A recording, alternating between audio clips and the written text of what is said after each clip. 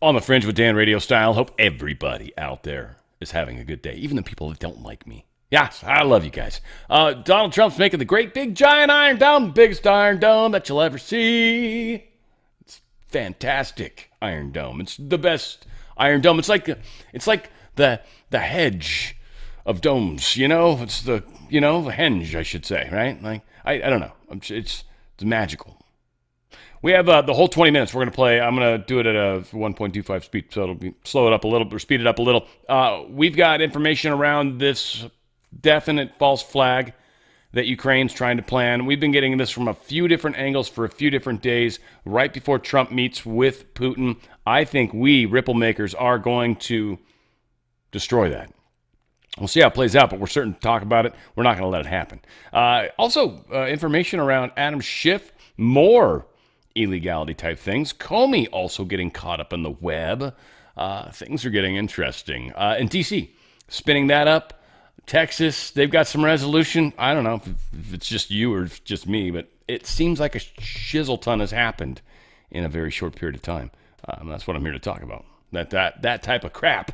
Now, I went searching for one of my favorite Stephen Wright jokes. And one of my favorite Stephen Wright jokes, because it's just fitting for this moment right now, is he goes, have you ever sat on this? I'm going to do my best on this, so I apologize if I jack it up, right? I'm going to do my best. It's a tough ass. I mean, he's tough to do. And then I'm going to share some actual Stephen Wright just to make it even better. I couldn't find the damn joke I wanted. It would have been better. But he says, you ever sit on a stool and lean back and you start leaning too far and you start to fall and just at the last second you catch yourself? He says, I feel like that all the time. And that, like, right, like that moment of, like, it's going, that it just feels like the other analogy that I got really quick for what it feels like to me is happening is like Back to the Future. I don't know if you guys remember. I'm just going to use a reference because it's a really good imagery that I think many of you will have in your minds when I say it. But in Back to the Future, the first one when he's the clock tower. Remember, he's gonna get him with 1.21 gigawatts. And he's going to get the lightning strike because they know the perfect time it's going to happen, right? And Marty McFly is down there trying to get the damn thing to start, smacks his head against it, finally goes.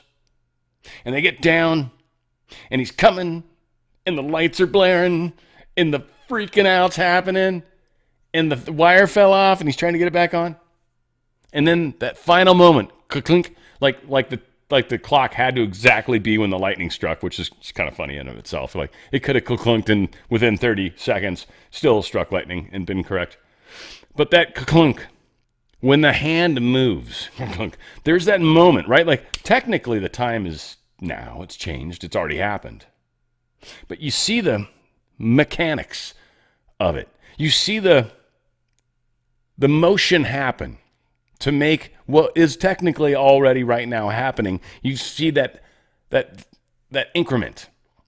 I feel like the clock hand is actually closing, like it's in motion, and we are living through it. I think we are. Anyway, here's actual Stephen Wright, just to start with some funnies because I think he's hilarious. I called the wrong number today. I said, hello, is Joey there? And a woman answered. She said, yes, he is. I said, can I speak to him, please? She said, no, he can't talk right now. He's only 2 months old.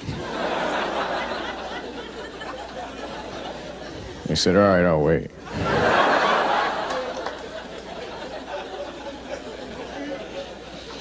One time, right in the middle of a job interview, I took out a book and I started reading. The guy said, what the hell are you doing? I said, let me ask you one question. If you're in a vehicle and you were traveling at the speed of light, then you turned your lights on, would they do anything? He said, I don't know. I said, forget it then. I don't want to work for you.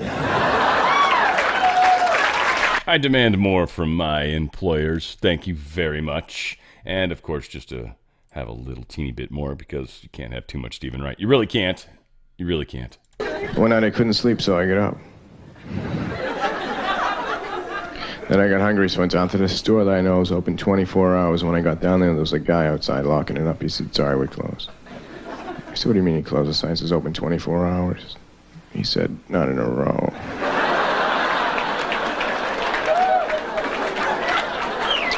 Well, you can't have everything. Where would you put it? One night I couldn't sleep, so I... Yeah, I can love the guy. And you can't have everything. Where would you put it? It's one of my favorite things to say. I quote a bunch of his stuff. I generally give him credit, but he's got so many great bitchin' one-liners that it really does help. It just helps. I don't know what it is about him. All right, so choose Trump with the big, beautiful bill. I wish I could do him better. It's going to come, I think. I hope. I just need that line. Like for me, Sean Connery, it's easy with that. Not all these things racked well to bullets. For some reason, that line can get me into Sean's voice, no matter where I'm at. I'm stuck in Forrest Gump. I'm like, well, not all these things are bad, right? And it's like, no, get out of him. Then I have a way. But Trump, I have nothing. I need something. China. It doesn't. I don't know. There's something nasally. I got to get it. I want to get it. I feel like everyone can do his voice. He is so much fun. I want to be able to do that. Anyways.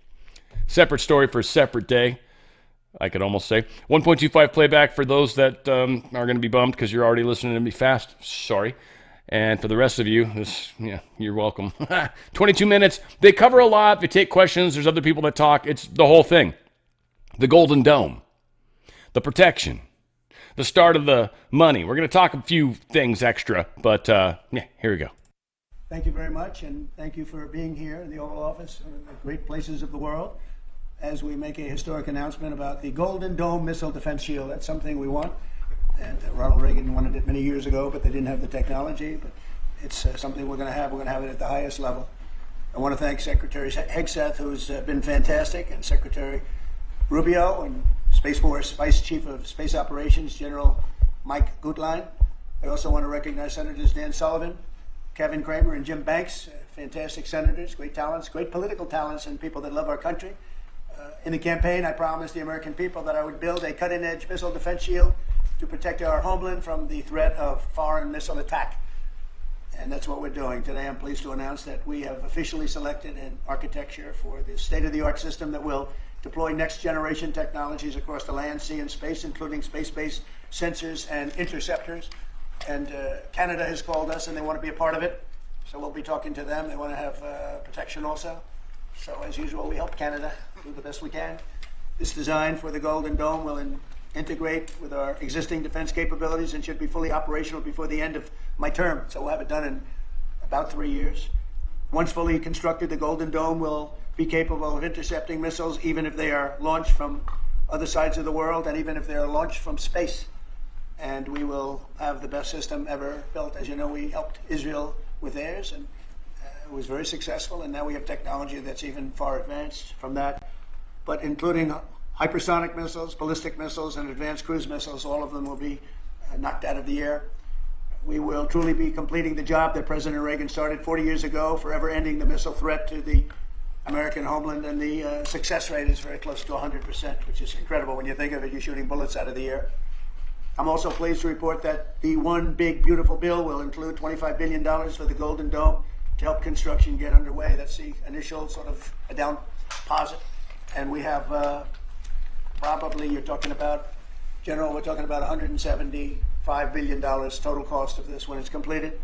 This afternoon, I'm also announcing that I will appoint, very importantly, General Gutlein to lead the ambitious new effort as the direct reporting program manager for the Golden Dome. Very talented man, and I'm very honored to have been the one that helped to have really created Space Force. Space Force has turned out to be a tremendous success. We were third in space, and now we're number one in space by a lot. It's not even close.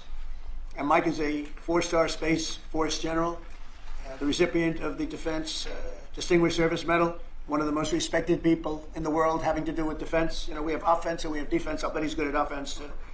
And he has an unmatched background in missile warning technology and defense procurement. General Gutlein also knows that we need to move fast. No one is more qualified for his job. And everybody, this was a universal acceptance of General Gutlein. Everybody that knows him and knows everybody else, they said there's only one man for the job. So I have a feeling we have the right guy. But now I'd like to invite Secretary Hegseth and the General to please say a few words and describe the system a little bit. And we appreciate you being here. The press has really been very fair over the last period of a couple of months. I don't know what happened to you. It was so much more exciting the other way. But you've been very, very fair. We have very high poll numbers, the highest we've ever had. And I think we're doing a great job. We had a tremendous trip to the Middle East, as you know. It was a really amazing trip. And now I came home, and this is the one I was really looking forward to this day, because this is very important for the success and even survival of our country. It's a pretty evil world out there. So this is something that goes a long way toward the survival of this great country. And as I said, we'll be discussing Canada. They want to hook in and they want to see if they can be a part of it. That sort of makes sense. I guess that's what I was talking about from day one. You know, it just automatically makes sense, and it won't be very difficult to do, but they'll pay their fair share. Thank you very much, everybody. And Pete, go ahead. Well, Mr. President, add this to the long and growing list of promises made and promises kept. Ultimately, this right here, the Golden Dome for America, is a game changer. It's a generational investment in the security of America and Americans. Mr. President, you said we're going to secure our southern border and get 100% operational control after the previous administration allowed an invasion of people into our country. President Reagan 40 years ago cast the vision for it. The technology wasn't there. Now it is, and you're following through to say we will protect the homeland from cruise missiles, ballistic missiles, hypersonic missiles, drones, whether they're conventional or nuclear. It's not lost on me, sir, also that you had the vision to start the Space Force. And here we are, when the others said we didn't need it, here we are in the Oval Office with one of the leaders of the Space Force, in General Gutlein, leading the charge on putting in place a game-changing Golden Dome for America. So, sir, it's an honor to be a part of this bold initiative. We're going to get to work on it. We have been since you signed that executive order on January 27th. We've been fast forward on this, but we're here on this day, and this is just one stop in delivering this defense of the homeland, which is something you've charged us with doing, and we'll keep going until it is complete, sir. Thank you, Pete. Pete's doing a great job, by the way. Thank you very much. General, please. Mr. President, today is a great day for the nation as we double down on protection of the homeland. As you're aware, our adversaries have become very capable and very intent on holding the homeland at risk. While we have been focused on keeping the peace overseas, our adversaries have been quickly modernizing their nuclear forces, building out ballistic missiles capable of hosting multiple warheads, building out hypersonic missiles capable of attacking the United States within an hour and traveling at 6,000 miles an hour, building cruise missiles that can navigate around our radar and our defenses, and building submarines that can sneak up on our shores, and worse yet, building space weapons. It is time that we change that equation and start doubling down on the protection of the homeland. Golden Dome is a bold and aggressive approach to hurry up and protect the homeland from our adversaries.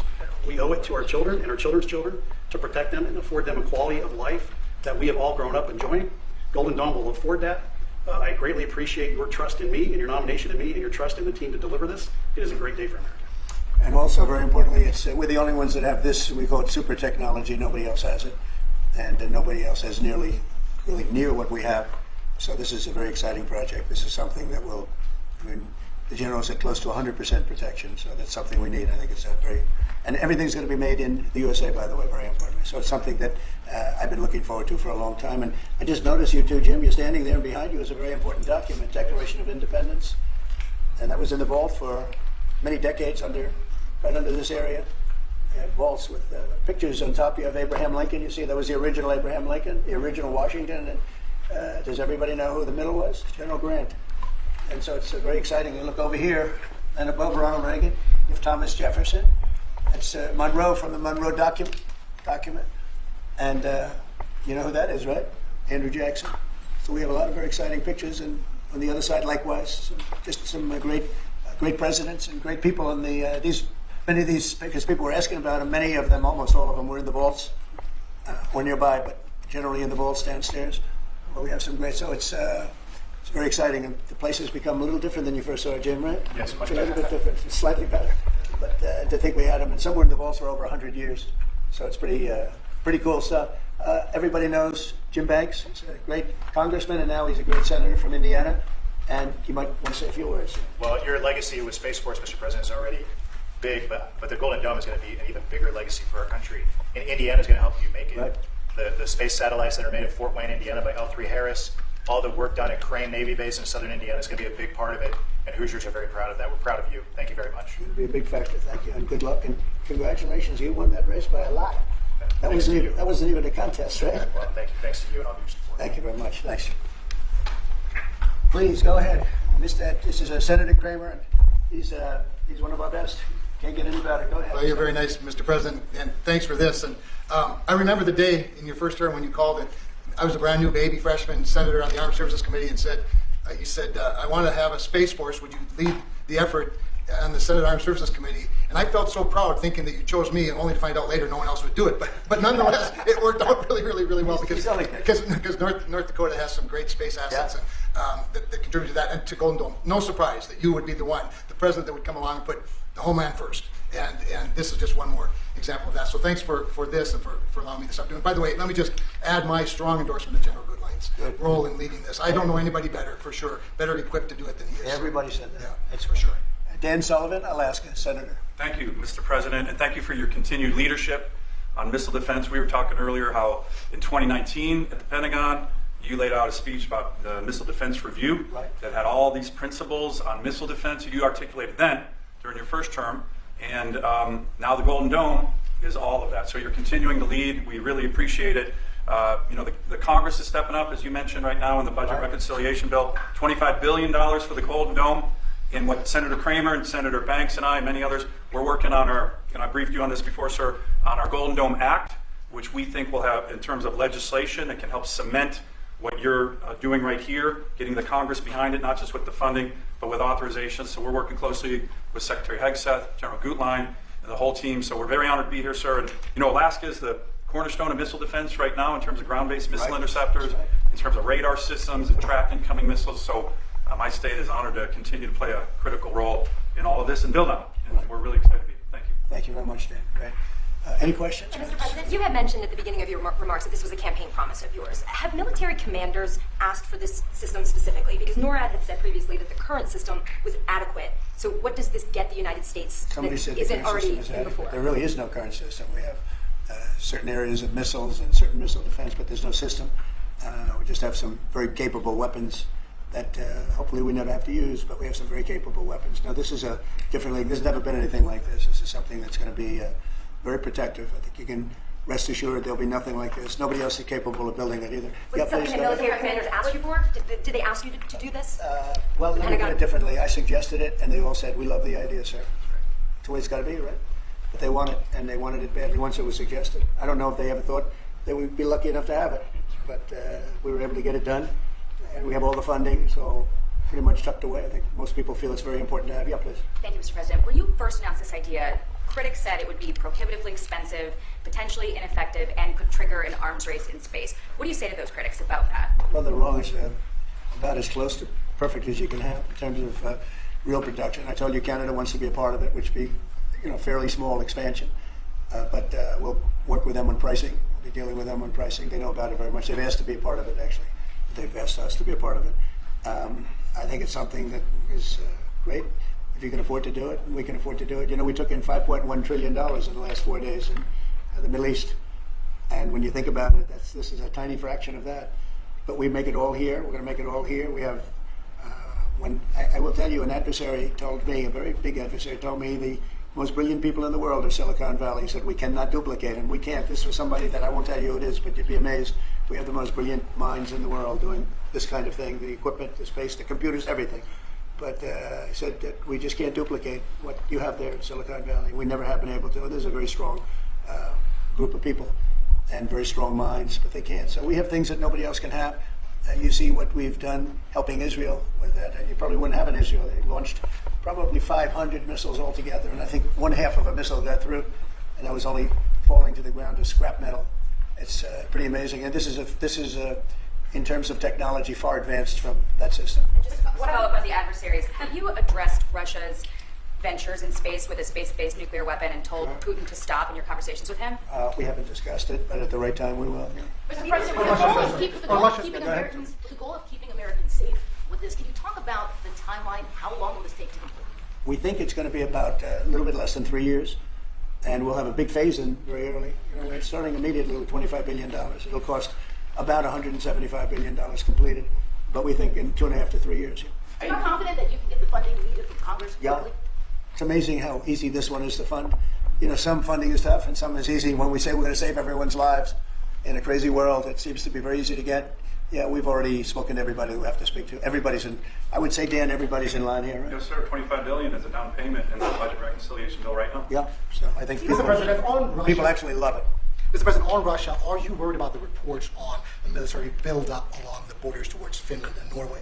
No, I don't worry about that at all. They're going to be very safe. Those are two countries that are going to be very safe. And secondly, sir, if I may, Volodymyr Zelensky is saying today that he's hoping for you to impose new sanctions on Russia. Are you considering that? Well, that's going to be my determination. That's going to be nobody else's determination. We'll see how Russia behaves. We see what's going to happen. We have a pretty critical time right now. I had a talk yesterday for 2.5 hours with President Putin, as you know. I also spoke to to all of the European, or to many of them, leaders, but they were representing the whole. And I think we had very good conversations yesterday. Please. Thanks, Mr. President. What companies have asked to be involved in building the system, and have you decided on who will be building it? Yeah, I think I'll let you answer that. You can mention some of yours from Alaska's involved, and Alaska is a big part of it because locationally they're sort of perfect. I think it's your first line of defense in certain instances, and Kevin will tell you that his state's involved. But honestly, Georgia's going to be very big. Florida is going to be very big. They're all going to be very big. Jim, do you want to talk about Indiana? Yeah, in Fort Wayne, Indiana, where I live, we make all the space satellites at L3 Harris. Across the board, we're the top manufacturing state in the country. By the way, the tariffs have been very good for auto manufacturing. They've been in so Indiana. good. But this is going to be really good for the defense industry in my state. And there's so much money involved here. There are going to be a lot of American companies involved in making it. You might also say, you're talking about the tariffs. Here's some of the biggest auto plants in the world moving into Indiana, only for one reason, maybe two reasons: November 5th and the tariffs. Okay, yes, sir. But the tariffs have driven tremendous business into this country. But you have one of the biggest in the world being built. The Honda Civics, Right. the new Honda Civic made in Indiana. GM has added jobs. Eli Lilly moving pharmaceutical manufacturing from China to the United States, $27 billion. You go on and on with good news in Indiana and across the country because of the tariffs. Our country was cold as ice a year ago, and now we have the hottest country in the world. This is the hottest country in the world. Nobody even close. If you look at even this last trip that I made, the respect that is paid to our country. We've went from being laughed at all over the world, and now we're the hottest country in the world by far.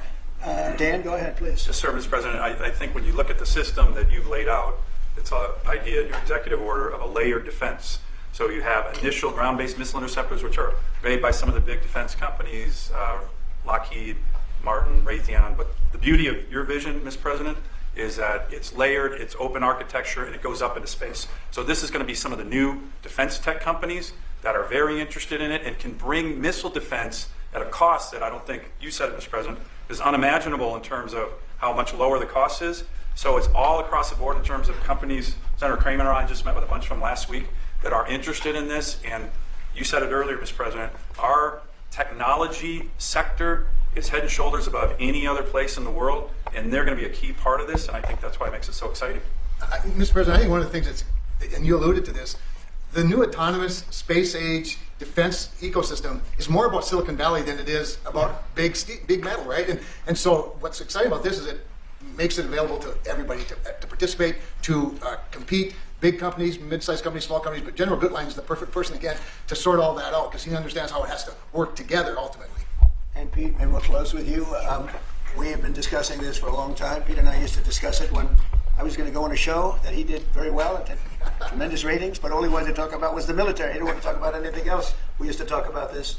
How about you closing it out? Yes, sir. I mean, like I said, without your vision, willing to say and do things when other people wanted to look away and pretend like the threat didn't exist, or be focused on foreign adventurism, some other threat that we've been told is affecting us. When you looked at the data, sir, from Russia to the Communist Chinese and their capabilities, what they're trying to do to supersede us and threaten us, how do we find the best innovators, the best military leaders, the best companies, tech companies? You mentioned open architecture. That's exactly right. So multiple companies can pour into this, sir. It's a layered defense. So if you miss at one, you catch at the next. And it integrates existing technologies that can speak to each other. So it moves quickly while also investing in further ranging space-based interceptors. So our enemies, our adversaries are going to pay a lot of attention to this, just like they have to President Trump from day one. Sir, you're defending the homeland, defending the American people. It's going to benefit my kids, grandkids, all of ours in this room. So thank you for your leadership. We're going to charge it as fast as we can. Very good. Great job, everybody. Thank you. Thank you very much. Amazing amount of information came through there, and I hope you guys understand and appreciate. A couple things I wanted to jump out on. First off, if you think about how to get a society aligned in a direction that's beneficial, big picture, that's tricky. Now you've got CCP, the Communist Chinese Party. You've got that communism concept where the state decides what industry does. This is what Europe, and I don't know why that was coming out that way, but this is why all these places pushing communism, Mamdani, right? Progressive, hardcore, pushing communism. This is why. They want to control the direction we go in the future. There's things happening that are definitely far outside of what many of us even are ready to understand yet. Like This isn't, so many people think like, oh, when we get the elections then everything's good. No, this is like, so if it feels like it's getting faster now, it's going to get faster and faster and faster. This is not, nothing is going to resemble what you once remember, and it's going to happen extraordinarily quickly. So prepare, buckle up, help those around you. Make sure you get your mask on first. Otherwise, and I don't mean your face mask from the bad way, but like an airplane, right? Make sure you get that mask on first, and then help the children around us. We've got a lot going on. So communist-based or inspiration-based is what Trump is doing. For lack of a better way to put it, there's going to be kind of this concept of a Star Trek future. To get a Star Trek future going on, there's technologies that need to happen. And to get these technologies happening, you need to get people spinning up more money and research into these areas, these companies that have actually proven to be good at it. That's what's happening right now with the spending with the Iron Dome. It's a temporary fix to a temporary problem that ultimately is going to go away, but the technology that comes from it is going to be a giant leap for us. It already is, but implementation is key. So a lot of things has to happen. This stuff's probably not cheap when it comes to power, so a lot of things have to be resolved. So give it time. Elections and the making sure we got safe elections. And then after that, I think is where a lot of the landslide stuff starts to happen, guys. So we'd spend a bunch of time here going up into the elections, which is like what? Arguably a year away. I just want to try to help temper and help set some expectations. Once those elections happen, technically speaking, we will have probably our 60 plus in the Senate. That will be Republican. Wow. That will be pro-MAGA. And we're going to have the House even stronger. And certainly replace a lot of these bad people. Hopefully even, in some cases, replace some quote-unquote Republican rhinos with others that aren't. So the elections, I think, tempered. Just trying to, don't get ahead of yourself. Don't look over your skis, like they'd say. Be careful. And then, of course, stopping the wars. He's basically, Trump is spending money in ways and places that nobody else can. No other country on this planet can.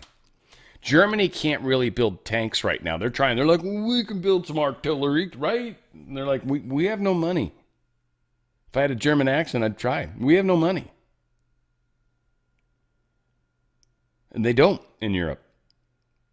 What's happening with Zelensky, and we're going to talk more about it, of course, but what's happening with Zelensky is going to be crazy. Europe's going to be like, we're going to stay in war. We're not getting with these borders. Huh. And then Trump's going to be like, all right, well, have at it. We're not helping. Huh? How are we supposed to continue to try to fight this war where just this group of people that aren't us continue to get just annihilated by a country we hate? How do we keep that going? The fact that we're still doing it is just stupid. So, yeah, I think that was the big stuff that came out of it. Golden Dome missiles, there's all these companies talking about it. Leonardo DRS, they want to get into it. Kind of a fun little graphic here. I don't know if it's kind of actually almost borderline too big. Is there such a thing? Yeah, apparently. THAAD batteries, over the horizon radar. So they got all this levels of stuff. It should be golden color, but they're trying to make it easier to see, right? You got Leo, Mayo, and Geo, or Mio and Geo. Leo, Mio, Geo. It would sound more appropriate. Let's call it Mio. Meow. So whatever. They got a set of satellites in all these different orbits. Geo's going to be GeoSync. Leo, I don't know what these Mio and Leo. But yeah, the further out they are, the slower they kind of go relative to the planet moving. Down low, they're really fast. They go around like many, many times per day, like multiple times per day. Mio maybe 1 or 2 times per day, 3 times maybe. Geo stays in the same spot always, exactly with us. Kind of like the moon's always same faces with us, like tidal locked, like it's kind of the same thing as far as an orbit's concerned. So, assuming you believe in that type of world. We've got the cost. They're talking about $25 that they already put into the big beautiful bill, which can't do it, but I'm trying. And it is $25 billion to get the ball rolling. That's a shizzle ton of money to get people spinning up teams and payrolls and things like that. They're talking about $175 billion overall. I can't believe for a second that's actually true. Not for a second. Now, Trump is going to be all big about the costs and cost overruns. So, one, if that's even remotely true, meaning sort of close, but not typical government spending, which Trump's going to learn probably something on that pain point there. But if it's even remotely close to $175 billion, damn, that's incredible. That means we've already got most of the technology in place. This is disclosure. Part of, I should say, not disclosure. Because a lot of people think of singular things. Well, there's this thing's going to happen, and everybody's going to be like, hey, here's all the things I'm going to tell you right now. If you watch for 1 hour, we're going to tell you all the secrets of the world. That's not how it's going to happen. It's going to happen in little spurts and splotches and splitchels and other words that sound similar. Should anyways, similar sounding. So Golden Dome is a thing to help other people spend, catch up, technology-wise, towards this potential thing outside of us. Missiles. I don't know. We've got these the Atlas thingy that's out there right now that everybody think is a UFO. The Oumuamua that was like, it's a UFO too. All this stuff, right? And so we're going into a moment in time where there are many of us in groups that have differing views of the bigger picture. And these differing views are significant enough in number, pretty much, I think, to where we might sort of experience some sort of weird version of all of them. Now, depending on where you are in the spectrum, if you will, right, is how much this experience that all of us share affects you. Some of us are going to experience certain things differently. Some of us don't believe in certain things. So when it happens, we'll be like, that's not real. It's totally fake. We know that's fake. And other people are waiting for that to happen. They're going to see it and be like, ah, right? Like they're suddenly that light's shining on them in some weird way. It is what it is. We're going to all see the same thing and have different experiences. It's going to be crazy. So it's going to cost money. I had to, because this part reminded me of the way the government works. And they're saying it's costing $175 billion. Okay, if that's the case, then we really have a lot of technology. I still keep this in mind. I doubt it's going to cost $175 billion. It's going to definitely be at least twice as much. And you'll understand what I mean here in a second. All said, you guys might remember the movie Contact. This was a beautiful part of the movie, and it taught me something. Want to show you something?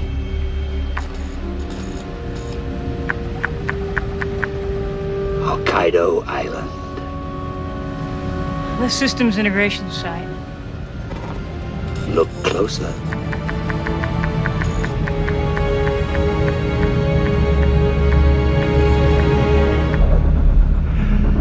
First rule in government spending.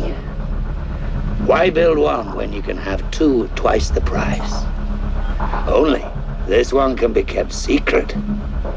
Controlled by Americans, built by the Japanese subcontractors. We don't need to get in all the different countries that do it, but it'll probably be true to that, right? So we're heading into a new world rapidly.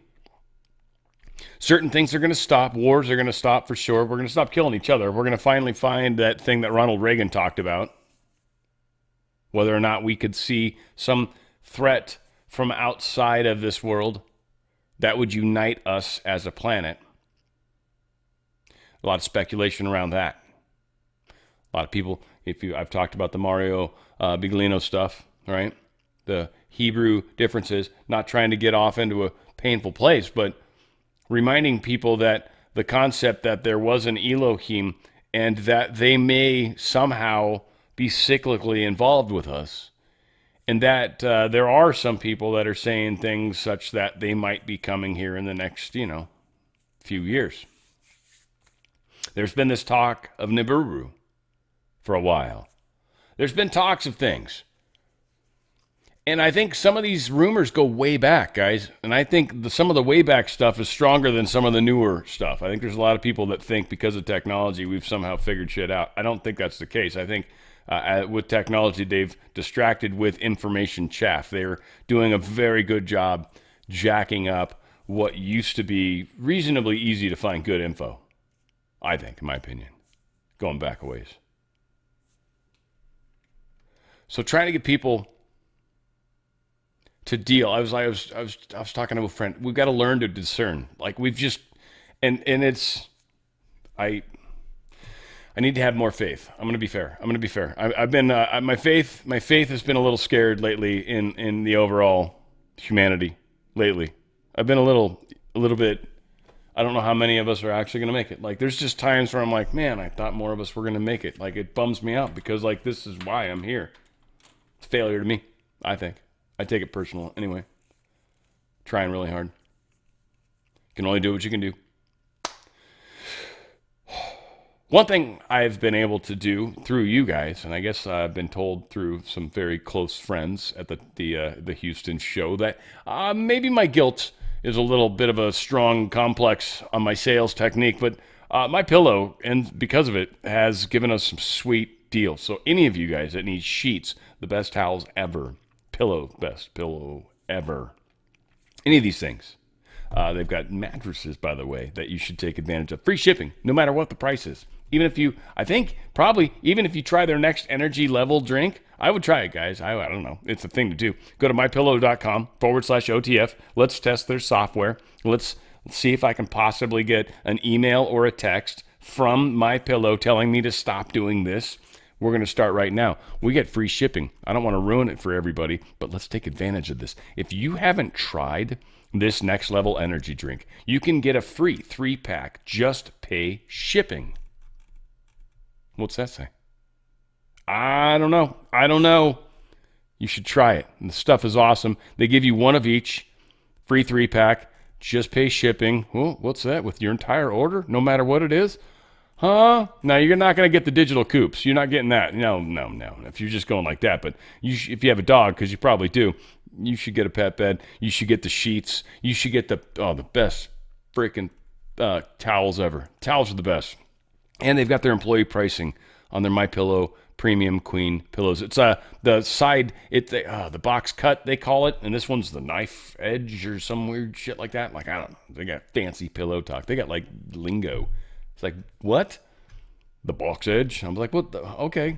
And I can tell, I guess. It's like, yeah, okay. It makes sense. I got you. And this is knife edge. It'll cut you. In the middle of the night, it'll cut you. It'll cut your spouse that tries to take your pillow, matey. Arr. It'll cut the crap out of them. For only $17.98. Arr. Or more. It depends on the size. They're the best pillows ever, dude. Sir, you guys are going to love them. Anyways, I'm having fun because if I didn't, I don't know what I'd do. They're actually really good coffee for 50% off. I can't lie.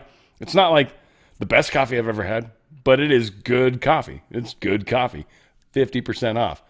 Free shipping. Dude, just take advantage of some of this stuff, man. They got some really bitchin'. Dude, their outlet sale, out of control. You're going to get free shipping on that. And leather protector. If you've got anything, even jackets and stuff like that. Boots, ladies, shoes. The stuff works on that stuff. You're going to go out. You have, like, you were living in one of those places where they got, like, rain and shit. You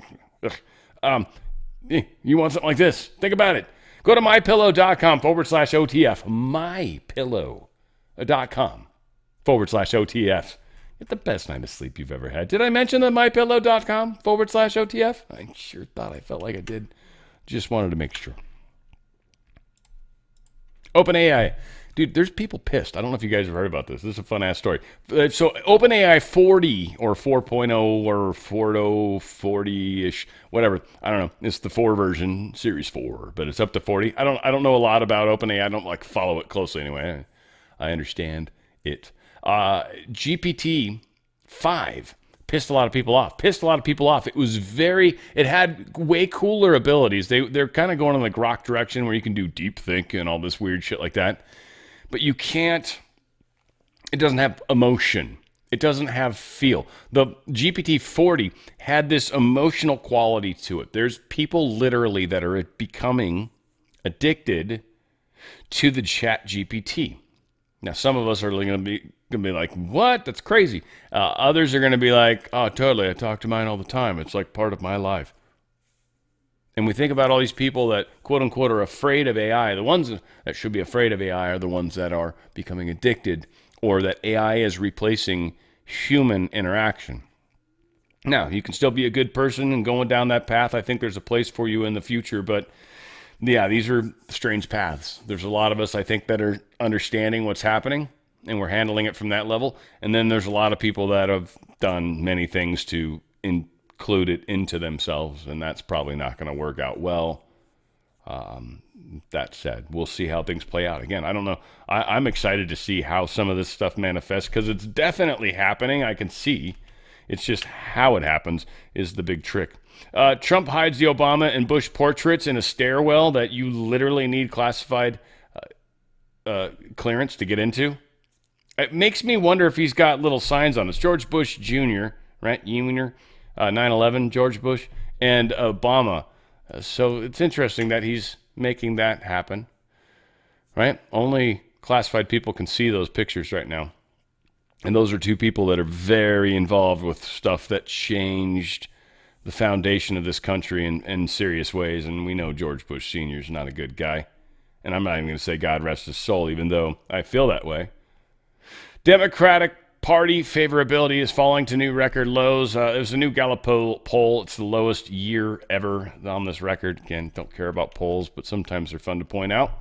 DEI DC police chief doesn't know the term chain of command. She doesn't seem to.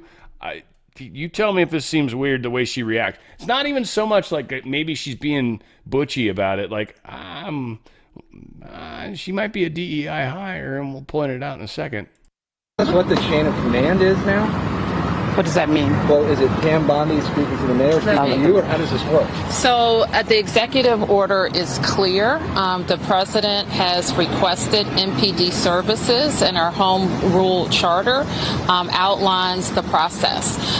The president designated Attorney General Bondi as his proxy to request services through me. Shut up, you have proxy. Ugh. National Guard spotted in D.C. during Trump police takeover, as they're calling it in Breitbart. Who said this? Mayor Bowser said this. What I am focused on is the federal surge and how to make the most of the additional officer support that we have. We have the best in the business in MPD Chief Pamela Smith, you know the one. I didn't go. I will cover it. To lead the effort and make sure the men and women who are coming from federal law enforcement are being well used. That if there's National Guard here, that it's being well used. Now, like I said, there was the talk of this lady down here. She is a DEI hire. Oh, shucks, that's not what I wanted. Oops. She apparently, she came out and she's all fair and equal treatment for the LGBT community, but she's actually in that community. So that's kind of what she was. That was the whole thing they were trying to do. They were trying to turn our country into this, right? So she was like the perfect ejemplo, or ejemplo, whatever, example of that. And she is. I'm going to get emails. It's my fault. It's my fault when I say stupid stuff. It's my fault. I should edit it if I don't want to, but I'm too lazy. Former AG Bill Barr doing his force move. Basically says, yeah, no, I agree. Trump should take over D.C. D.C.'s a mess. It's a mess. We've also got this, Dems created a D.C. political opening for Trump's takeover. This analyst, I don't want to play it because it's probably way too long. But essentially, they are saying the data is saying one thing, and anybody that lives there is saying a completely different thing. They're like, you can't, no, you'll get mugged if you walk outside to get your paper. Right? Like, no, you're wrong. In fact, I'm going to play even a little of this as much as I dislike these people. This actually seems to be sort of true, and I think it's only like a minute and a half-ish. Check it out. This place is years ago. This place is dangerous. It's a mess. It's a wreck and whatever. And then they'll go on Twitter, this is the worst outrage of all time, the shocking, which I understand. It's like people need to express their concerns about Donald Trump going too far. We saw what happened back in 2020 with the National Guard. Certainly can't have any repeat of that.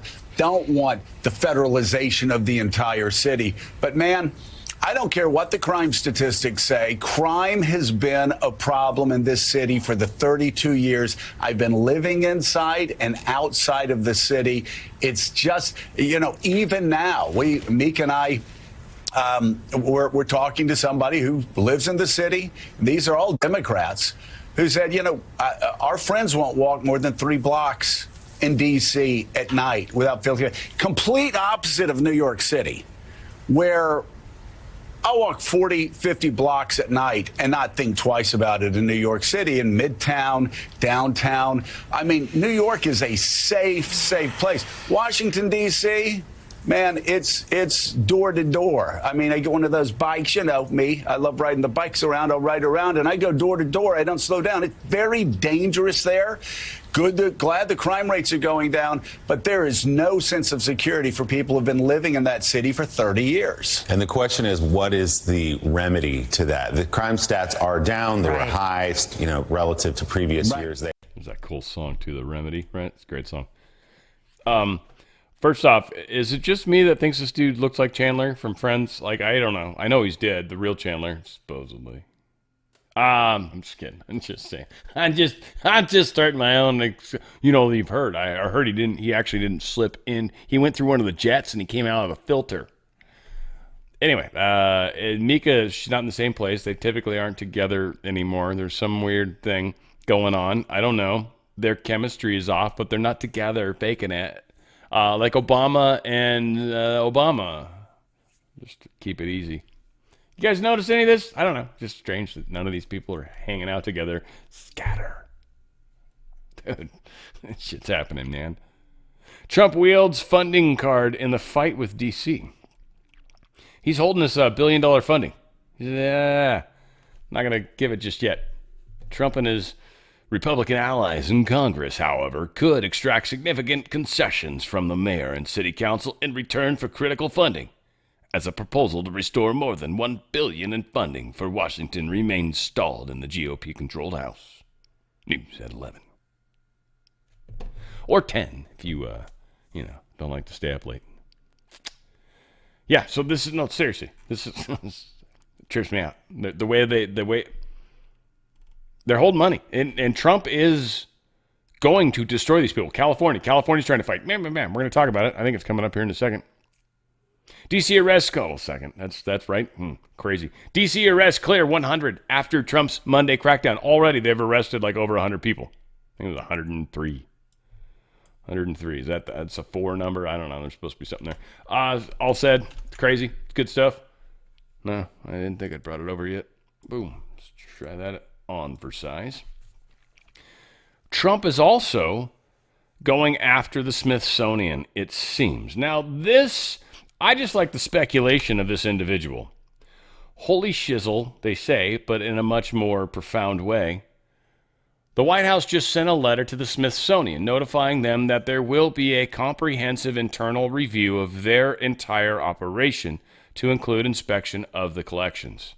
This comes the day after Trump just took federal control of D.C., took control of Metropolitan Police for 30 days, and deployed the National Guard to D.C. The Smithsonian Museum have an infamous underground tunnel system connecting a vast network of museums underneath the National Mall. Yeah, I'm going to go full tinfoil hat. Trump just deployed the National Guard to D.C., and the next day he says he's going to search the Smithsonian tunnels. This is a brilliant point by Bioclandestine. Cheers, man. That was tight. I agree. I don't know. I mean, we're in the time frame. How long are we planning on keeping them there? What are we going to try to do while they're there? Arrests, likely. We've talked about this. The actual mechanisms for the things that the Q posts at every, what is it, November? Was it November or October? I got Q. It's what, I mean, I'll search stuff. You guys know that. I bring it up. I don't like live by it like a lot of people. Like some people, it's like a new Bible, right? It's the new translation, Q posts. And I think there's awesome stuff. Future proofs past. I'm on board, all right? Even with flat earth people, I'm not sure. I don't know for sure. Don't get mad at me. Still figuring it all out myself. That said, they're in a fight. They're in a fight, and we are getting these victories in a lot of places. We are surrounding them. We are the things that have been prophesized within the Q post are, in fact, happening. They are. Now, it is happening. Legitimately. And this is one of the things. I don't like speculation. Like, I've been wrong. I don't know. There's some legs on this cartel attacking thing. I don't get what's going on. It was Politico or someone that was like throwing another weird story. I'm like, what is up with this story? Okay, maybe. We're getting some real, I mean, there's a legit component to it. Texas Democrat fugitives concede they're going to return to Austin. We'll see. Senate's already passed the new 5 House seats. It's U.S. House seats too. So this is pissing off like people so bad. And this is actually causing, of course, I guess I should play it here. It's cool enough. Nice. That's awesome. Let's try this again. Yeah. I mean, it's not exciting, but all the Democrats stormed out. Oh my God, I hope I didn't leave my phone. Oh shit, I might have left my phone. Damn it, I left my phone. Oh shit, can some... Wah. Yeah, the Texas Senate is officially passed. Yeah. So they're waiting for the House to figure out what the shit they're going to do. California is now pissed, though, that essentially the House is going to come back. I think they can't afford the fines. They know they're going to actually get arrested or replaced. Now, I saw a story that said that they were actually moving forward with that process. So, yeah, they're in a tough place, and they realize, all right, screw it, it's not worth it. And it didn't work. Well, it's not working. It actually failed against them, backfired, many would call it. California says, we're going to redraw the maps now that Trump didn't respond to my letter, because apparently Gavin Newsom sent Trump a letter. Dear Trump, Mr. President Trump, I hope, I'm going to redistrict California unless you call off the dogs with the redistricting in Texas or anywhere else in your places. And Trump didn't respond in time or ever at all. Zero. Didn't even make an effort. Didn't actually probably even open it. It's like, who is that? Newsom? Newscom? You remember that Spider-Man movie when the dude starts laughing because it's so friggin' ridiculous? That's where we are. Teamsters Union. Okay, I misspoke. It happens. This is one of the things that I know, at least, that's major. I gave shit to all unions. 100% of unions are assholes. And I think Teamsters could appreciate my strong language because you guys are, you truckers and stuff. Apparently, the Teamsters 2 years in a row now are supporting Trumpy. And this is cool. Well, obviously, they're good. I mean, Trump's good for their business. I would 100% say this is a brilliant idea by the Teamsters. But it is a union that I'm aware of at this moment that's proud of Trump. I think there's a police union in D.C. that's supporting him momentarily, but that's not a full-time. That's not a full-time yet. The E. Jean Carroll judge is back telling Trump to give illegal immigrants better toilets. Yeah, no, we have one dude that's on behalf of everybody, and maybe he's going to go class action. You just watch. Oh, this is so stupid. But Lewis Kaplan's the judge. Just keep that judge in name. Bill Clinton was the lovely person who appointed this person. This is the E. Jean Carroll judge. This is the one that threatened to put Alina Habba in jail if she didn't behave. So this chick's hopping up. It's cool. It's cool. We want them all to hop up into the spotlight, right? Like, how else, if you got only a few cockroaches left, how else do you get them, right? You can take them down with some kung fu fighting. I say more power to you. And I'm not saying kung fu fighting on her. No, I mean a legal sense. I'm sorry. I was trying to make it entertaining. I feel like I've got to be careful these days because somebody's going to be like, here you said. No, I didn't. Trial begins over Trump's use of the National Guard. Now, this is about whether or not he used the National Guard as a police force. And that's not what he did. They protected the area, and anybody they detained, they only detained until they could hand off to the police. So that's going to be their argument. I know initially I think there was a lot of talk around this was about whether or not Trump had authority over the National Guard versus Gavin Newsom, but this particular case seems to be related to whether or not he stepped outside of the lines of whether or not actual federal troops were used on public land, essentially. So that's what this is about. We'll see. We'll see what comes out. Today's the start. I think they got 3 days, something like that. Began the hearings today. Trial is part of a broader legal debate over the federal government's power in combating lawlessness in the country. That's just, yeah, good stuff. Trump wins appeal over freeze on the foreign aid payments. This is kind of fun. Federal appeals court on Wednesday lifted an injunction that required the U.S. State Department to continue making foreign aid payments, handing a victory to U.S. President Donald Trump. It was a 2-1 decision, 3-judge panel, U.S. Court of Appeals for the District of Columbia. Shocking. This lower court erred, they say, by ordering the Trump administration to restore foreign assistance payments that had been previously approved by Congress.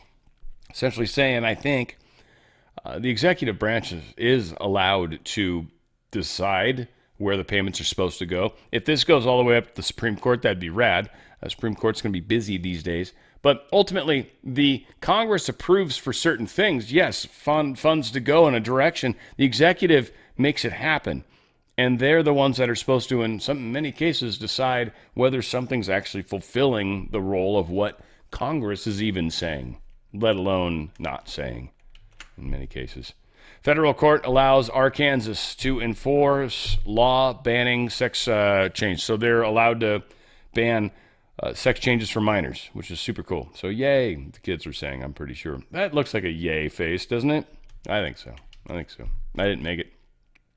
Couple Transportation Chief Secretary Sean Duffy talking about air traffic improvements. I would like it. It's about 4 minutes. I apologize, but I think it's worth it because it gives me a taste of, hopefully you too, but it gives us a taste of what is going on in air traffic control, how hard that job actually is. It's a weird set of skills. Anyway, I don't want to waste more time, but I thought there's 2 of these things that deals with 2 key areas. I wanted to play them, so hopefully you guys are cool with that. Check it out. So old. Yeah. And so we're going to do the hard infrastructure, get that done with this $12.5 billion. But here's the key. So if I don't know how old our audience is, but think back to Windows 95. It's an operating system that at the time in 95, it was great. Like, I can't believe Windows 95 is brilliant. Yeah. The operating system that we use to control air traffic, one dates back to 95, another one was from 2000. So it's really, really old. Yeah. And we have to develop, we need money from Congress to start the development of a new software system, a common automation platform that's going to help us have a new technology, make it more efficient, make it safer to control our airspace. And the advancements that have been made in the 30 years since you had Windows 95, which by the way, we don't use Windows 95, I use that as an example, has just improved leaps and bounds. And so, but that's going to be part of the brand new system that is going to be deployed. And what's interesting is more people want to travel by plane. We're going to have drones in our airspace delivering you a hot cup of coffee or delivering your Amazon order. Makes it complicated for you though. That's more complicated. And then we're going to have what are called eVTOLs, these Ubers in the air that they look like drones, but people are in them. We're going to start moving people around in shorter distances with those. So the airspace is getting more complicated. Yeah. The system we're going to build is going to allow us to control that airspace. And also, as new technology becomes available, we're going to be able to build off the system that we are going to create right now. And so as new technology, it's going to be like your iPhone, right? Miranda, I have an iPhone 17 will be the new model. I'm building an iPhone 17 with no apps on it. I'm going to let technology evolve, and we'll put new apps on this phone as technology advances. Right. So that's the plan. We are at a place, like, again, where it is going to become very Jetsons-like. And I want you to understand and think in that bigger picture, because you literally could walk out, and I assume these Amazon's going to be one of the first ones that's going to use drones to deliver packages, and likely more to people that are out in the boondocks a little more than those that aren't, because sending a truck for one person that takes literally 45 minutes for him to go there and back to any other reasonable person that he needs to give shit to. Yeah, drone's awesome for stuff like that. So I can see where it can start easily. And then you start weeding your way in from there, from how good it works and all that. But the fact that you might walk out to get the paper, right? And you pick up paper, and you go up to walk inside, and this thing almost hits you in the head. Yeah, it's going to freak you out. There's going to be shit flying over. We're going to be hearing that stupid noise all the time. First time I see one of those things outside, I was just talking to my friend today. First time I see one of those things outside my house, what am I going to do then? Right? There's going to be lawsuits about that. People shooting down drones because they somehow malfunctioned in their backyard or whatever. Well, I thought it was dangerous. Had a package and I got scared. It was a bomb because Ukraine or whatever stupid thing we're worried about at the moment. Oh, shit. But this was good. And this is why I worry, because you want AI or no? Because here's how hard the job of air traffic control is, and that's just at an airport. Try managing hundreds of drones buzzing about.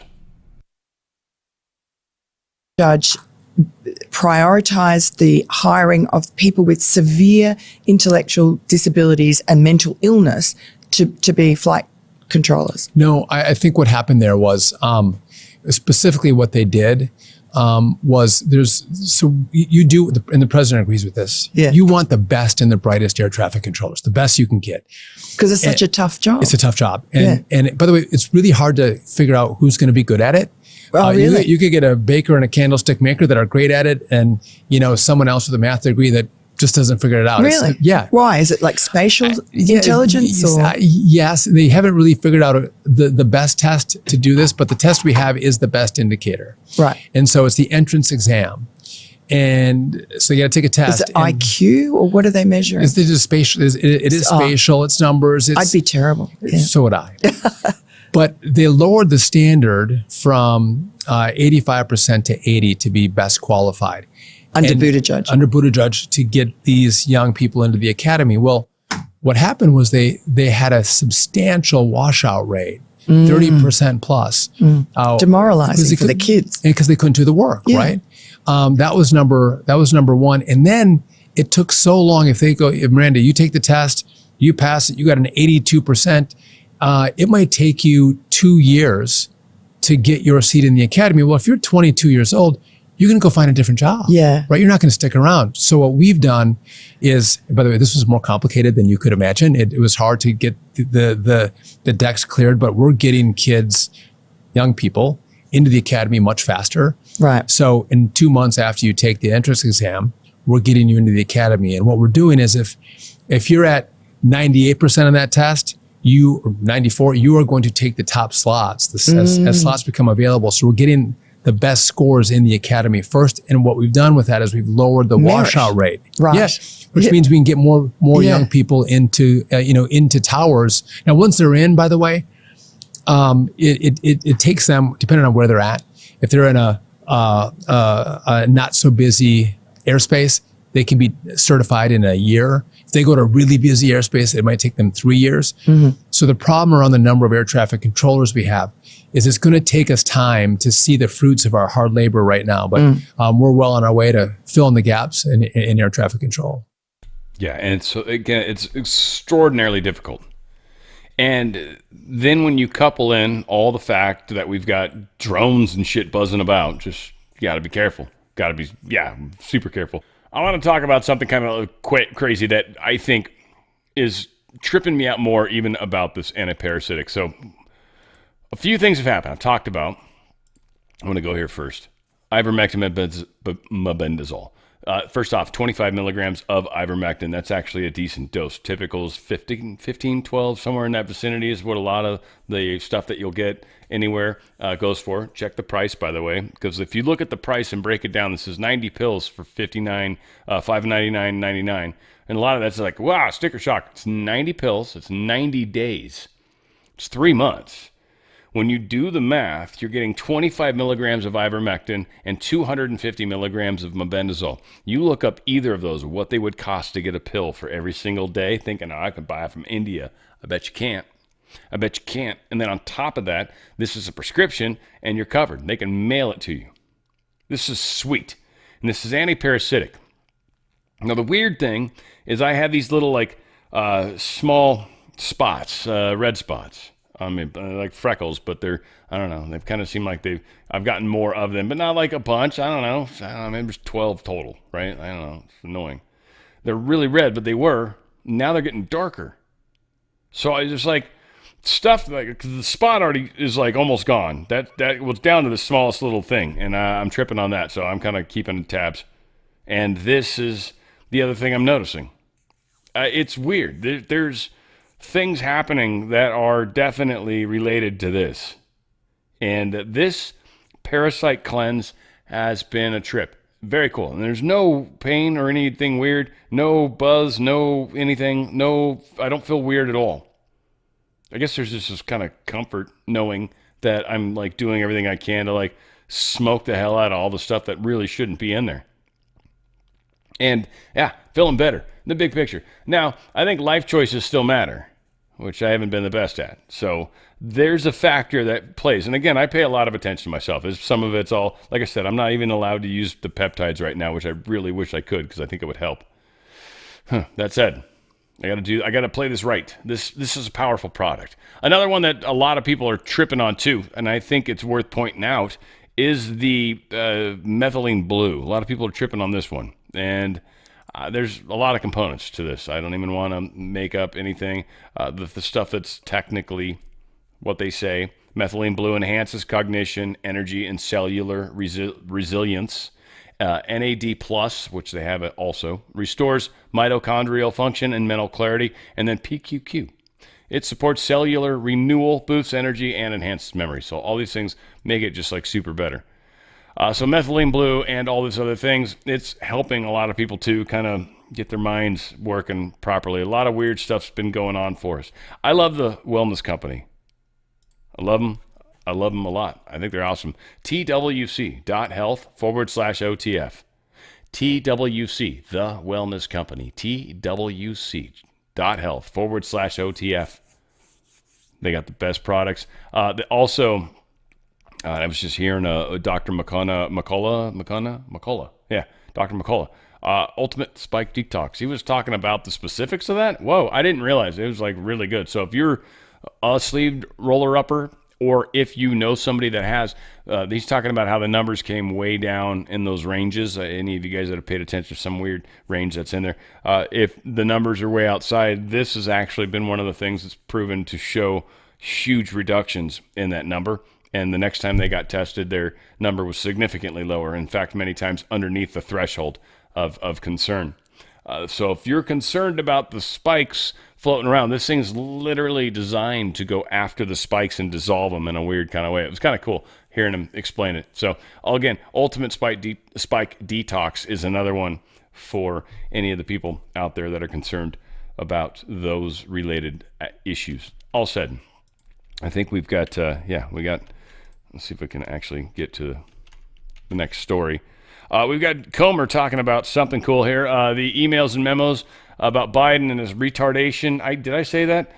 That was the funnest, by the way, my last Law of One. They used the word retarded. It wasn't in the sense of somebody that's special, like I typically use it, but it was in the actual real sense of the word about slowing down or, holding it back or whatever, retarding something. Anyway, it was just funny. Anyway, here's Comer saying some better stuff than what I am.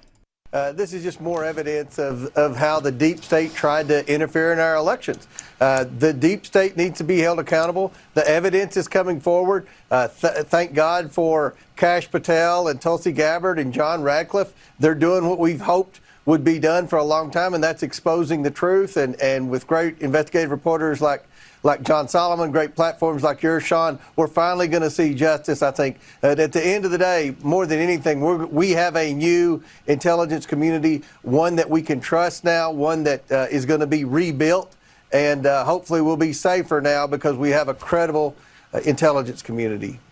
Biden people are coming before your committee, and they're either pleading the fifth or they are just in flat-out denial of any decline that Joe Biden was experiencing.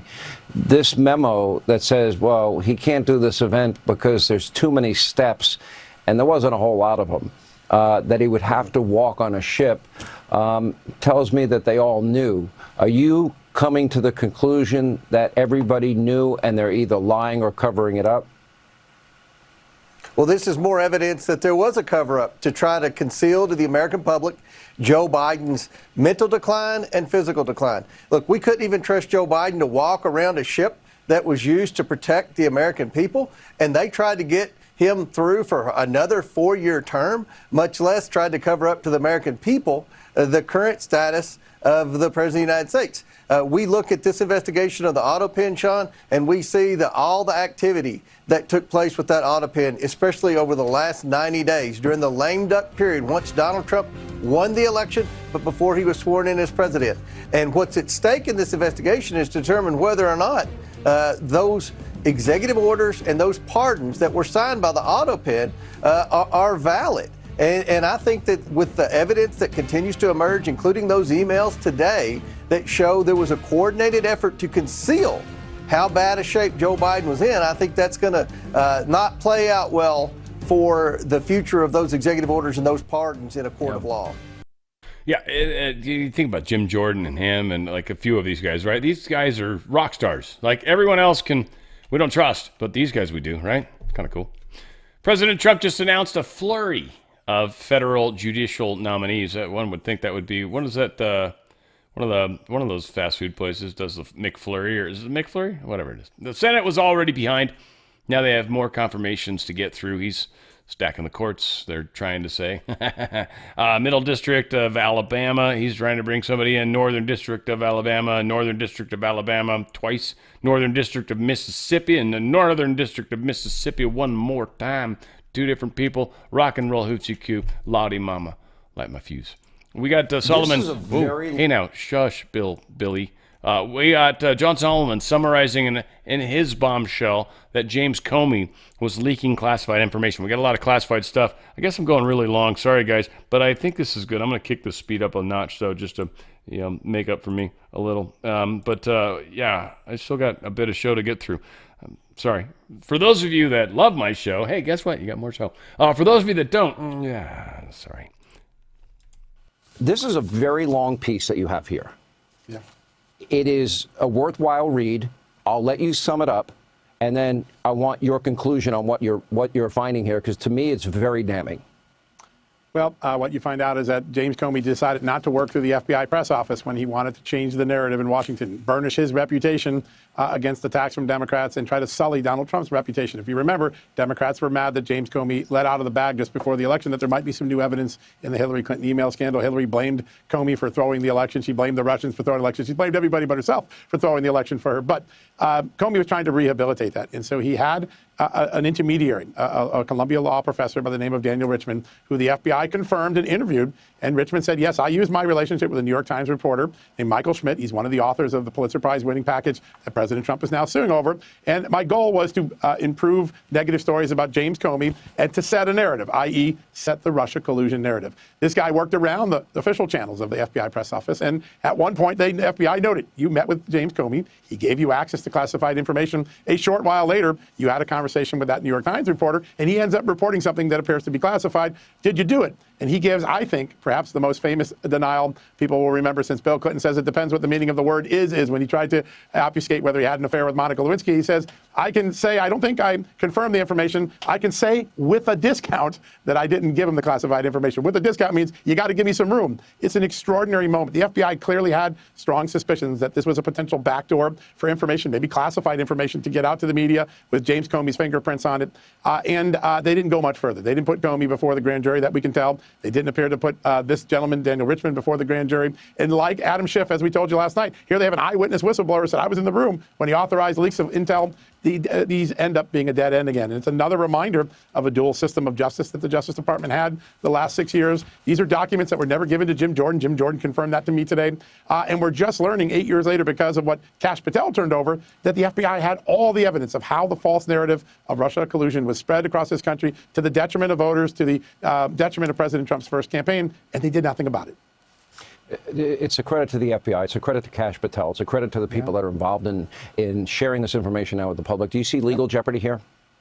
I think if Pam Bondi goes the grand jury route, that these are people that are going to be hauled before the grand jury. I want to remind people, most classified information statutes have a 5-year statute of limitations, but there is a provision that extends it to 10 years if it's willing and knowing. And there is some pretty clear evidence of a strong apparatus put in place to make these leaks occur, according to the FBI documents. I think a grand jury could go back and try to compel testimony and find out if it rises to the level of criminality. Tomorrow, though, I think we're going to take people on a new destination, which is how often did the FBI get blocked in trying to investigate Hillary Clinton corruption at the Clinton Foundation? You're going to be shocked by the answer. Said some word like apparatus. That sounds awesome. I don't even know what that is. Declassified FBI 302s reveal Adam Schiff, his HPSCI communications director Patrick Boland, was briefed by Schiff's Russia team regarding highly classified docs from the CIA in 2017, even though he did not hold a security clearance. Boland is now Senator Schiff's chief of staff. It's just things that sometimes matter. Garland and Schiff may be summoned for testimony over leaked intel. This is what Jim Jordan is talking about. Might bring those people in. There's some interesting info that we'd like to see from them. President Trump ended his Q&A session with the media by addressing the grand conspiracy about Putin and his the issue with all that. So let's talk about it. One question I want to throw up to anybody that's got touches to the Trump spectrum is, did you know that? I mean, how? Like, I wonder how many of the facts they can admit up to in advance. Like, we knew this and we've had to stay quiet on it because this was classified. Like, I would love to hear something like that, because it gives that fun connection back to, I would say Q. I mean, I was saying thank you is what I said. I didn't say that. Yeah, she heard me wrong. Also, it'd be cool if we could get something like that. Sure. I would have had a good conversation with Vladimir. I knew him very well. I got along with him great, actually. We had I had to go through the Russia hoax, and it was actually it was a strain on the relationship. I actually told him, I said, they got this phony investigation going on, Russia, totally phony, created by Adam Schiff, Shifty Schiff, and Hillary Clinton and the whole group of them. And it made it very dangerous for our country, because I was unable to really deal with Russia the way we should have been. I'm looking at Pam, because I hope something's going to be done about it. These people put our country at great danger. And Adam Schiff, it was all made up. It was a hoax. The Mueller report came out. They all hated me. They had 18 Trump haters. And they said I did nothing wrong. They couldn't believe, they couldn't find anything. After years of investigation, it was all a hoax. It was a hoax created by the Democrats, but in particular Schiff and Crooked Hillary, the whole group. And now we've learned all the stuff that's come out over the last 2 months is incredible through intelligence. And hopefully something's going to happen with it. These are people that put our country in danger, in real danger. I want to thank you all very much. Thank you very much. Peace. He just drops the mic. Like, he just pulls it out and throws it down. He's a rock star. There is talk, I've heard, just to throw it out there, that there's some saying that they might be leader of the world. Like, again, this is, it so goes down the, like, we're choosing a different master, which we need an ambassador to other worlds, it might be nice, but ruler of the world, I hope not. Oh man, there's just I am not by any moment confident in the next little short period of time. We'll see how things play out. Scott Bessent, the head of Treasury, he's calling for steep interest rate cuts. He's like, you better cut those rates 50 basis points or else buddy. He's not saying any of that. Well, he said the 50 basis points part. That's what should happen. He thinks we should literally be at 150 to 175 basis points. And for those that are like, what's a basis point? If you take like 4.25% and you knock off 50 basis points, it becomes 3.75. So it's like 0.50, if you will, if that makes it more sense. So 0.175 is actually 1.75 would be a way to look at that. So that would actually drop it like, like one would be 3.25 and then another 50. So 2.50. That'd be a big difference on the interest rates. And for any of you guys that want to, refi, or like the government that wants to refi, and that, especially at this rate, that would help them tremendously. So we'll see. Scott Bessent's asking for it. They're pushing Jerome Powell into a corner. And I think every time anybody of any sort of authority says this is what you should do, that he almost has to do the opposite. We'll see. I don't know. I'm watching to see if my theory holds, because so far it has. I wonder. We'll see if he has to now. You need to do this. And he's like, well, now I can't. Damn it. Yeah, it's going to be great. I can't wait.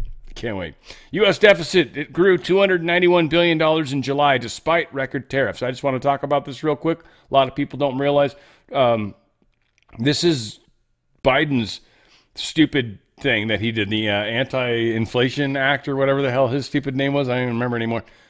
A lot of that stuff's kicking in, and that was inflation causing. So yeah, Trump's kind of put stuff in place that's supposed to help kind of smudge this down. This is where a lot of the inflation's coming. They're going to try to pin it on him. Trump's already ahead of it. So what he's doing is actually going to smother this fire before it ever becomes a fire. And by the way, we got rid of the people that were lying with the numbers. That jobs number lying lady, she's gone, right? So these people don't worry, we're getting there. The timing is everything. Timing is what you've got to think in your mind. You're like, why has it not happened yet? And that's a great question. That's actually an admirable question. Why? Because it seems to be happening at the speed it's happening, yet it's not happening that fast. I mean, fast, super fast, but I know. I'm there with you. $37 trillion. We're crossing that threshold. This is that overflow, the $5 trillion that they bumped up the whatever it was, the debt limit or whatever, right? You guys remember that? I think this is a part of it, because a lot of what Biden's stuff was, they're like, we don't even know exactly what that's going to do. We don't want this to pin us against the wall, which it probably was designed to do as well. They probably knew Trump was going to win. They couldn't pin him on anything, so they knew he was going to win. So we're heading into a very tough little cycle numbers-wise. And I think a lot of people are going to be talking about this. And so just understand that. Be ahead of it. They're gonna. I'm curious. I haven't seen this refresh. Is this, I want to know. I want to trust these numbers. Give me numbers I can believe. Gold's up a bit today. So, yeah, it's been kind of weird. Dow's up a point. Yeah. Percentage, I should say. Yeah, they can't make up their minds whether they're scared or not. Schools are bracing for Maha change. They're worried. What Kennedy's talking about, well, what they're going to come out with is going to be pretty severe to what most of this processed food is doing. One of the things to consider, and I'm just going to do my best to explain this really quickly. I know a little bit about this. I've worked in the food industry a lot of years. School districts initially had food funding. They said like $100. Let's just say $100 a kid, just to make it easy. And they could spend $100 a kid. And the companies that they were going to at first are like $100 on food per kid. And it was actually good, wholesome food. $100 minus costs, right? So $90 of food, because that's how the game works. And they're like, well, more than 90, probably 50 food, 40 food, and, right?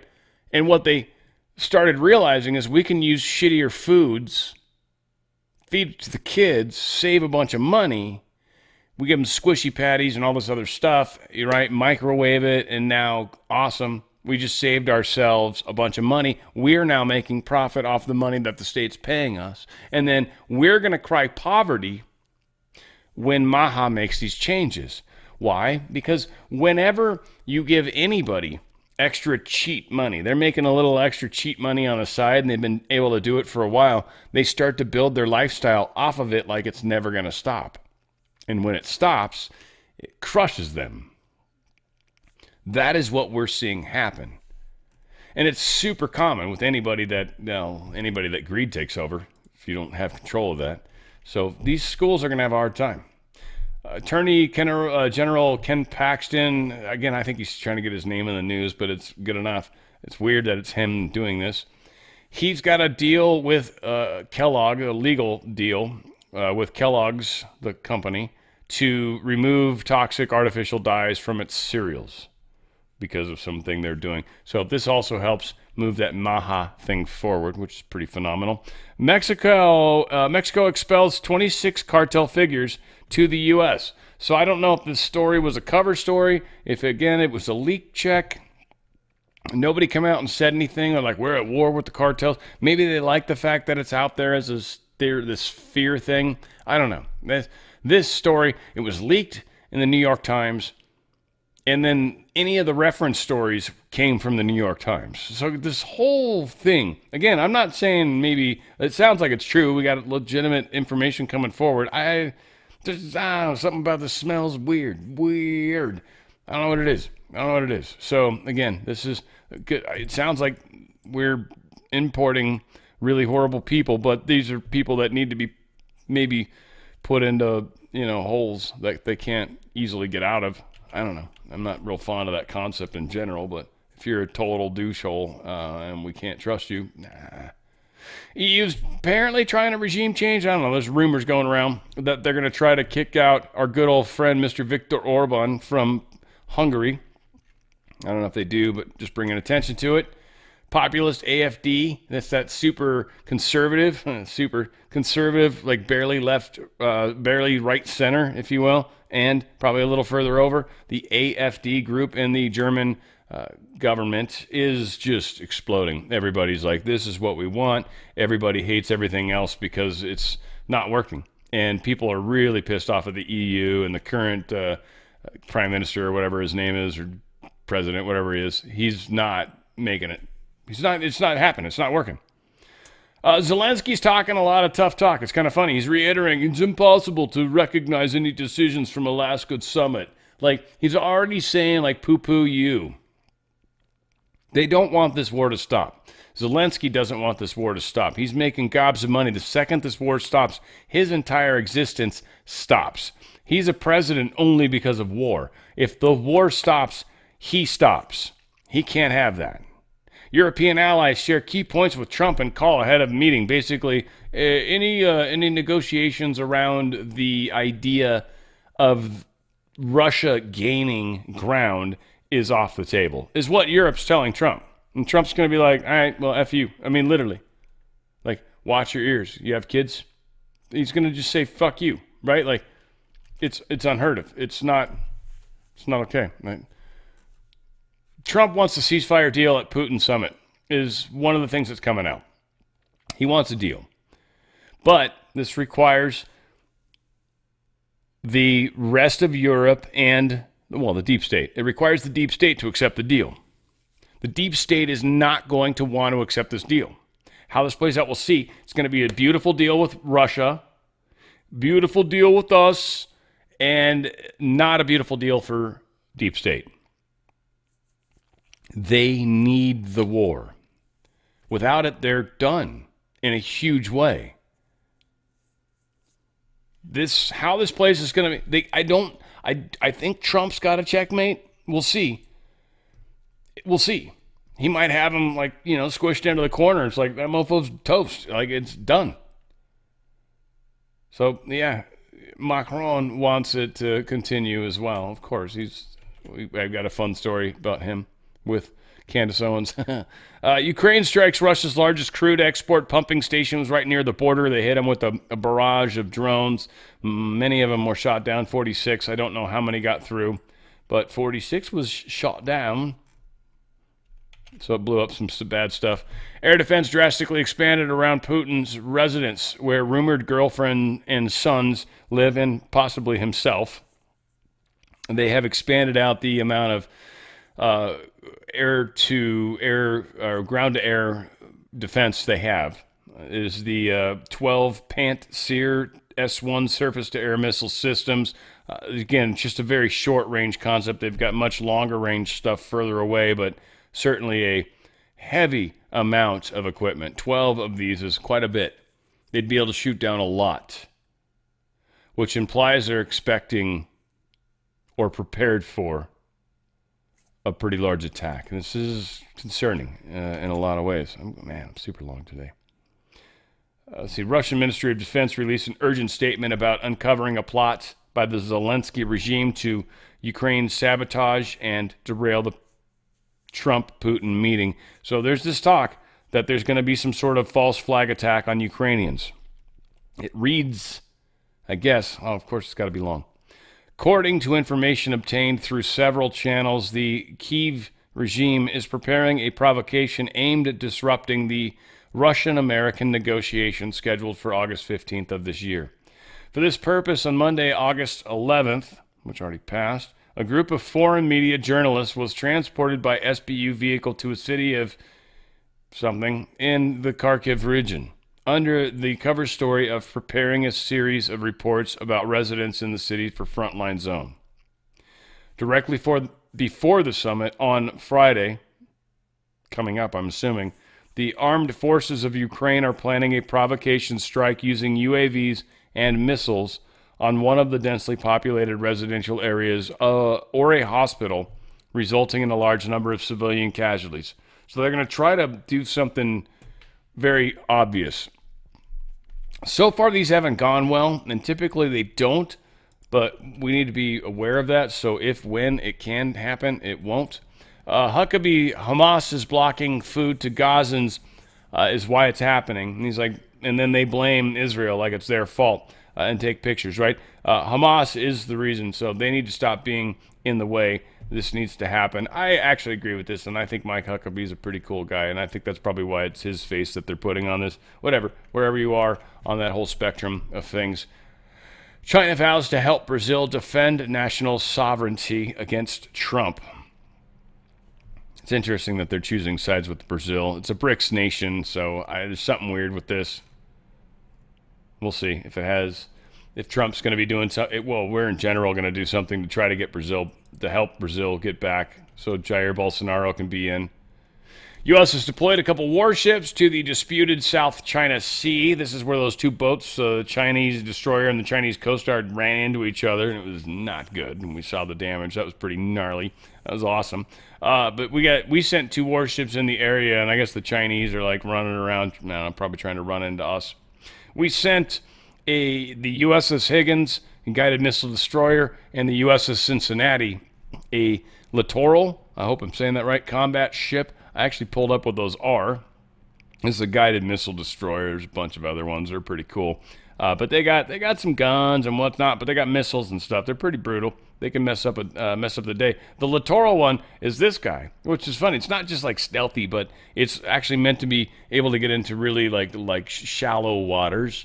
So they're over there in front by the Philippines, close by them, close to the islands, running around doing stuff. It looks like it's got a small little landing pad that's probably for drones and stuff like that, I'm assuming, because it doesn't really look like a big enough bay door for helicopters easily. Might have one, maybe. But yeah, all said, who knows? Crazy stuff going on over there. A bunch of Chinese entrepreneurs have committed the suicide, all of them by jumping to their joy from buildings. One guy, April 16th this year, B. Guangjing, because I'm sure I'm going to say these all correctly. He's a part of a textile place, 28th floor. He tried to see if he could fly. June 2nd, Liu Wenchao. He, heavy, relying on China now, floundering property sector. There's a lot of these guys. What's this guy's builder? Wait, inside they revealed that he was heavily invested in China's new energy industry, which is dying because what Trump did. This guy was involved in the property, which has died. This is the one thing my good friend tells me about frequently. It's like the people are so bummed about buying property. It's just destroyed. It's just crushed. It's so bad. Zheng Zhao, founder of home renovation chain. I'm not going to try. He jumped from a high rise. This guy jumped. He remember what he did. Died after falling from a building. Sorry, he didn't jump. He on an accident fell. And then finally the last guy jumped apparently too. I think some of these people were helped off. By the way, I just think whenever it's off a building, that's pretty brutal. That's really brutal, in fact. So who knows? Inmates plan to make Idaho killer Brian Koberg's life in hell. Life in prison hell. This guy, you guys, I think there's a show out about this, I think. He killed these 4 people. It's really sad. Very sad story. Messed up. He was a criminal dude, like some sort of criminal investigator PhD program or something weird, which is strange. I feel like he tried to do this as his PhD almost. Like, I'm going to pull off a perfect crime. That's the perfect way to do this. But he got caught. And the people in jail aren't really happy about what he is and who he is. And so, many are saying he's not going to make it long in the pen, as they call it. I don't know if he'll get a tattoo first. I don't know how that works. Macron secretly hired investigator to dig up dirt on Candace Owens. I'm very curious about this one. I'm curious if this bites Candace. Is Candace clean enough? I don't know. That's why I always try to be as clean as I can. Tell you guys, I'm sent. I got all problems. That way it's not surprising if anyone finds anything. I'll be like, I talked about that. Wait, huh? Come on. I've said that before publicly many times, right? Come on, don't be like that. So I don't know. Candace Owens said a lot of weird things that I've had questions about, and this is an interesting moment. And I love the fact that she's fighting against this, and she said what she said. Talked about. I think she's in trouble for saying something to the effect that the wife of Emmanuel Macron could potentially, Bridget, I believe is the name, that this individual could potentially be a man, or transitioned man, a man of transition, a transition-y man. Yeah, groovy, baby. I don't know what's going on with it, but there are lawsuits happening, stuff's going on. It's funny, California is so California, by the way. They've had this problem. They've been trying to cap oil wells here that are old and stuff like that. We actually had a lot of oil here in California as well. Some don't know it because we've been trying to shut it down forever. And so if some of these things leak, if they don't shut them down properly, they just they just put out poo. They just gas, right, methane and stuff like that, and it pisses all the environmentalists off. They don't like that at all. So they've been trying to cap them. It's costing us millions of dollars. And what they started noticing is when they started capping all these oil wells off, is that we started oozing oil in some places, literally just coming out of the ground. It's just like the tar pits, right? It's just okay, you aren't going to suck me out. I'm going to come out on my own. Hello, I want to get outside. I am being born. And so California is now well, for the greenhouse gas issue, it might actually make more sense to suck it up and use it than it does not to. This is literally the bullshit they're spinning us right now to make it okay to start pumping oil back out of California because they need money. California's broke. And California, because of Newsom's failures, is going to turn the pumps back on. I just love the way the game's playing. Things are changing, folks. Dude, I don't know if you guys know this. This is freaky. Frankenstein rabbits, horrifying spikes growing from their heads, are invading the U.S. It's like a parasite that's on these bunnies. This is legit. This would scare the fuck out of me, man. I'm sorry. If this rabbit shows up in my fucking yard, dude, I would scream like a girl. Jeez, it scares me just seeing the photos. Look at these. They're supposedly hard. They look freaky. Dude, I don't even know if the Hawks would get them. I don't even know. I hope. It's gross. This is in Colorado, which makes me wonder. By the way, where was it exactly in Colorado? Someplace. Fort Collins. Oh, really? Fort Co, as I used to call it. Fort Collins, Colorado. This is something they're seeing around. Some creepy, weird shit. You guys got some sort of nuclear reactor leak going on out there in Fort Collins. I don't know what's happening, but oh my God. Fudge. Don't touch them. Fucking gross. Dude. Did I mention that bothers me? Guys, I love you. I know, long show. Sorry. Can't help myself. Much to talk about. We got, I think things, I don't know, the Texas thing's winding down, so we'll see. We'll see what's going on. We got a lot happening. This Washington, D.C. is going to be exciting for the next bit. So get on your edge, get your seatbelt on, get ready, get some more popcorn. We're gonna have a good time. Make sure you stick around. Make sure you subscribe, hit the thumbs up, please. Where we go one, we go all. And it's on the Fringe with Dan Radio Style.